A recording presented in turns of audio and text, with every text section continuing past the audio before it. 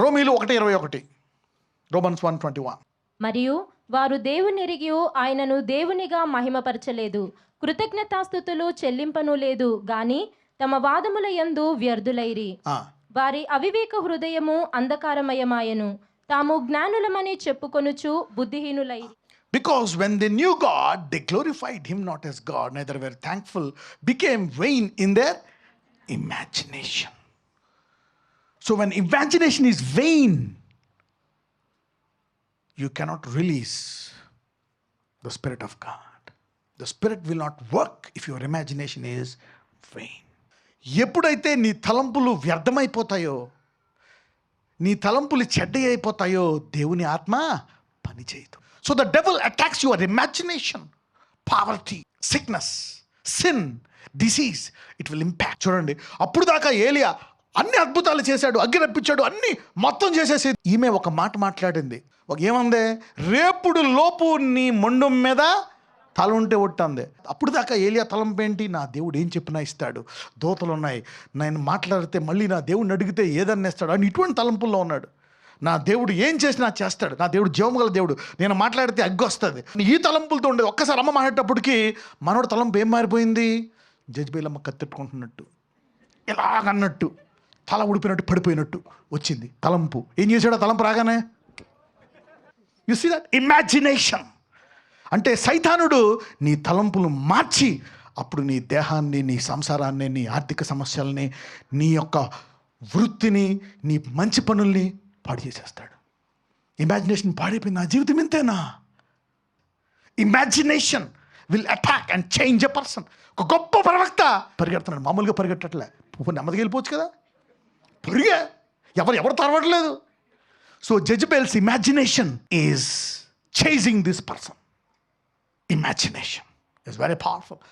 అందుకే ప్రతిరోజు నువ్వు వాక్యం వినాలా. అంటే వాళ్ళు పెట్టే శాపాలు, ఈ తలంపులు, భయాలు, న్యూస్లో వచ్చి అన్నీ కూడా ఏమవుతాయి? అవన్నీ పోయి దేవుని తలంపులతో వస్తాయి. So you will abide in that. ఒకవేళ ఏలియా గనక అక్కడే మోకరించి, ప్రభువా అమ్మేలాగుంది, నీడేలాగేటి చెప్పు నాయన అని అన్నాడా? అనలే. ఇది ఎక్కువైపోయింది, తలంపు ఎక్కువైపోతే ఏం చేశాడు? Jump. Devil has a word, God has a word. అదే సమయంలో అతను మోకరించి ప్రార్థన చేస్తే దేవుడు అంటాడు, ఉండు, నేను ఏం చేస్తానంటే దాన్ని పైనుంచి కింద పడేసి నిన్ను సజీవంగా పైకి తీసుకెళ్ళిపోతాననే మాట ముందే చెప్పుంటే టైం వేస్ట్ అయ్యేది కాదు. మనోడు త్వరగా వెళ్ళిపోయేవాడు కాదు, మనోడు కొంతకాలం అక్కడ ఉండేవాడు, ఇంకా మనుషుల్ని బాగా తయారు చేసేవాడు. So magnify is something related to imagination. Imagination you need to be careful. అందుకనే సమస్య వచ్చిన వెంటనే ప్రార్థించడం నేర్చుకోవాలనండి. రోగం వచ్చిన వెంటనే, కష్టం వచ్చిన వెంటనే డోంట్ అలౌ దట్ ఇమాజినేషన్. నీవు నీ తల మీద పక్షి గూడు కట్టి గుడ్లు వేయకుండా చేయవచ్చు, కానీ పక్షి ఆలకుండా అయితే నువ్వు ఉంచలేవు, వాలినప్పుడల్లా పో అంటచ్చు. అలాగా నువ్వు కాకి రాకుండా ఆపలేవు, కానీ నీ మీద గూడు కట్టి గుడ్డు పెట్టేటంత సీన్ ఇవ్వకుండా ఆపొచ్చు. అంటే వచ్చిన వెంటనే ఏమనాలి నువ్వు? షూ, పక్కన తనండి, షూ అనండి, నేర్చుకో. అంటే ఏంటి? వెంటనే ప్రార్థించు. Pray immediately. వెంటనే go into the room and pray. అదే నేర్పించాడు అపోస్తులకి. ఏదైనా వచ్చిందా ప్రార్థించడం నేర్చుకో, పారిపోవడం కాదు, వెంటనే దేవుని తిరస్కరించడం కాదు. ప్రే, రన్ అవే టు ప్రే. ఏదైనా సమస్య వచ్చిందా, run to pray, rush to pray. పక్కన చెప్పండి, ఏదైనా కష్టం వస్తే పరిగెత్తి ప్రార్థించడం నేర్చుకో అన్నాను. నీ ఇంటికి వెళ్ళు, రూమ్ తీసుకో, ఎక్కడో చోట సందులోనో, బస్సులోనో, బస్ స్టాప్ వెనక్కి వెళ్ళిపో, కాసేపు కూర్చో, ఆ కాఫీ షాప్లోకి వెళ్ళిపో, కాఫీ ఆర్డర్ చేయి, ప్రే చేయి, అరగంట, 1,500 రూపాయలు. ఇంటికి వచ్చి ప్రేయర్ రూమ్ వచ్చేదాకా టైం పట్టచ్చు. దెన్ దేవుడు ఆ డైలాగ్ మీద వేసే ఇంకో డైలాగ్ చెప్తాడు.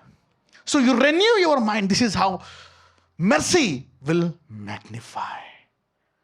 సో ఎవరైతే దేవుని చిత్తముతో వారి తలంపులు నింపుకుంటారో అది నిన్ను ఆశీర్వదిస్తుంది. Thinking the promises. చూడండి, రోమీలు 12:3. తన్ను తాను ఎంచుకొనదగిన దానికంటే ఎక్కువగా ఎంచుకొనక దేవుడు ఒక్కొక్కనికి విభజించి ఇచ్చిన విశ్వాస పరిమాణ ప్రకారము తాను స్వస్థబుద్ధి అగుటకు తగిన రీతిగా తన్ను ఎంచుకొనవలెనని నాకు అనుగ్రహింపబడిన కృపను బట్టి మీలోనున్న ప్రతి వానితోనూ చెప్పుచున్నాను. అంటే ప్రతి ఓడికి విశ్వాస పరిమాణం ఉందంట. దీన్ని నువ్వు ప్రార్థనకు ఉపయోగించి నీ తలంపుల్లో నువ్వు వాడుకోవచ్చు. Today what you are is what you have thought before. What you will be tomorrow is what you are thinking now. ఇప్పుడు నువ్వేమై ఉన్నావో అది నువ్వు ఇంతకుముందు ఆలోచించినటువంటి తలంపులు. ఇంతకుముందు నీ తలంపులు ఏంటో అది నువ్వు ఈరోజు అది అయి ఉన్నావు. రేపేమవుతావో ఇప్పుడు నీ తలంపులే రేపు. ఇప్పుడు ఈ వాక్యం నీ తలంపులు మార్చిందా, నీకు కొత్త ఆరంభం. ఈరోజు ఈ వాక్యం ద్వారా నీ తలంపులకి ఆలోచన వచ్చిందా, దేవుడు వాటిని భవిష్యత్తులో నెరవేరుస్తాడు. విశ్వాసం ఉన్నది నిరీక్షింపబడు వాటి యొక్క. ఈరోజు ఈ వాక్యము నీ నిరీక్షణను చావు నుంచి, మరణం నుంచి, దరిద్రం నుంచి, పాపము నుంచి, లేము నుంచి నూతనంగా మారుస్తుందా, అది నీ భవిష్యత్తు అవుతుంది. సంబడి సే షిఫ్ట్. అందరూ మార్పు అనండి, అందరూ మారు మనస్సు అనండి. అంటే ఈ వాక్యం ద్వారా ఇప్పుడు ఏం మనస్సు అయితే ఉందో, నీ పరిస్థితి ఎలాగనే ఉన్నాయి, ఇప్పుడు నీకేం మనస్సు, ఏం నిరీక్షణ ఉందో అదే నెరవేరుతుంది. ఇప్పుడు నీకేమో నువ్వు చిన్నప్పుడు నీ తల్లి తండ్రి నీ గురించి ఏమనుకున్నారో అదే ఇప్పుడు నువ్వు అయ్యావు. టెంప్టేషన్, ఒకవేళ శోధనలు వచ్చేసాయి అనుకో, టెంప్టేషన్ వచ్చిందనుకో, నీ తలంపులు మారాలా. If sin is all taking you, రోమీలు 6 మొదటి నుంచి. అలాగైనా ఏమందుము, కృప విస్తరింపవలనని పాపమందు నిలిచియుందుమా? అట్లనరాదు. పాపము విషయమై చనిపోయిన మనము ఇక మీదట ఎలాగూ దానిలో జీవించుదుము. ఎంతమంది యేసుప్రభుని నమ్మారు?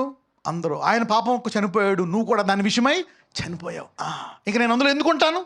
నీ మనసును మార్చుకోవాలి, వెంటనే ఈ తలంపులు రావాలన్నమాట. Okay, right. క్రీస్తు యేసులోనికి బాప్తిస్మము పొందిన మనమందరము ఆయన మరణములోనికి బాప్తిస్మము పొందితేమని మీరెరుగరా? కాబట్టి తండ్రి మహిమ వలన క్రీస్తు మృతులలో నుండి ఎలాగూ లేపబడెనో అలాగే మనమును నూతన జీవము పొందిన వారమై నడుచుకొనున్నట్లు మనము బాప్తిస్మము వలన మరణములో పాలు పొందుటకై ఆయనతో కూడా పాతి పెట్టబడితిమి. మరియు ఆయన మరణము యొక్క సాదృశ్యమందు ఆయనతో ఐక్యము గలవారైన ఎడల ఆయన పునరుత్థానము యొక్క సాదృశ్యమందును ఆయనతో కూడా ఐక్యము గలవారమై యుందుము. ఎవరైతే యేసు ప్రభువుని నమ్మారో వాళ్ళకి ఏ శరీరం ఉందంట? పునరుద్ధాన శరీరం. నువ్వు చనిపోయి లేగడం కాదు, ఇప్పుడే ఉంది పునరుద్ధాన శరీరం. దీన్ని మళ్ళా పాపానికి గురి చేయకుండా ఉండును గాక. నువ్వు బాప్తిజం పొందేయండి, ఆయనతో పాటు చనిపోయి లేసు. అందరూ చెప్పండి, ఇప్పుడు నా శరీరం మహిమ శరీరం. పాపమా నేను నీకు అప్పగించా. ఒకవేళ పడిపోయావా మళ్ళీ లేచిపో. ఎందుకు? మహిమ శరీరం నీది, కడుక్కో. మళ్ళా చేయకుండా నీ మహిమను కాపాడుకో. Protect your glory, don't stain your glory. So you renew your mind. This is how mercy will magnify. ఇవన్నీ నేను మ్యాగ్నిఫై చేస్తాయి. So mercy will magnify. ఈ మాటలు వెంటనే నీ లోపల రక్త కణాలు మారిపోవచ్చు, కొన్ని వైరస్లు చచ్చిపోవచ్చు, కొన్ని నొప్పులు పోవచ్చు, కొన్ని నరాలు సెటిల్ అయిపోవచ్చు, కొన్ని షుగర్ లెవెల్స్ నార్మల్ అయిపోతున్నాయి, కొన్ని బీపీ లెవెల్ నార్మల్ అయిపోతున్నాయి, కొన్ని గడ్డలు కరిగిపోతున్నాయి, పైల్స్ వ్యాధి పూర్తిగా పోతుంది, తలనొప్పులు పోతున్నాయి, సైనస్లు పోతున్నాయి, క్యాన్సర్లు పోతున్నాయి, మరణం దూరంగా వెళ్ళిపోతుంది. ఈరోజు చాలామంది వారు దేహంలోకి విడుదల పొందుకుంటున్నారు. Lord Jesus, heal your people. Supply your spirit, my Lord. I bless them today. ఇదిగో నీ చిత్తాన్ని తెలుసుకొని నీ చిత్తానుసారముగా వాళ్ళు గొప్పగా ఆశీర్వదించబడే కృప వారికి దయచేయమి. అన్ని రంగాల్లో ఆశీర్వదించమని నజరేయుడైన యేసు నామమున ప్రార్థిస్తున్నాము తండ్రి. ఆమేన్.